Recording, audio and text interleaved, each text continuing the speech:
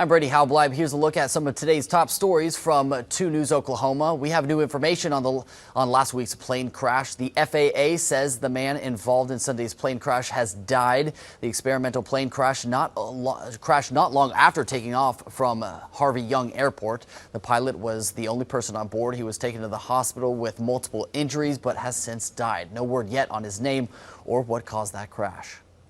In today's Project Safe Schools, the school board at Union Public Schools will vote on a mask mandate today, and that's after the superintendent there announced that he wants a mandate at the district. We will keep you updated on what happens there. Meanwhile, Ponca City and Glenpool also adopted mask mandates for its students. The mask requirement goes into effect today at Ponca City Public Schools.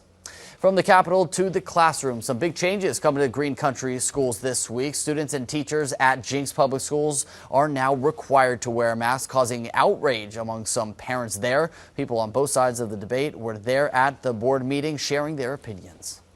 We don't want distance learning. Every JENKS parent, regardless of what you saw in there, should come to that agreement, right? We want to be able to have our kids in school. Our right as parents to make a choice for our child. I believe in parents' choice to decide for themselves. Oklahoma law currently states that school boards cannot implement mask mandates. However, that law is essentially on hold because of a temporary injunction recently issued by an Oklahoma court.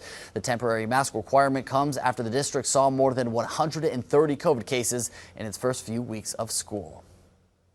Taking a look at the latest coronavirus numbers now, the State Department of Health is reporting more than 2,600 new cases of the coronavirus here in the Sooner State.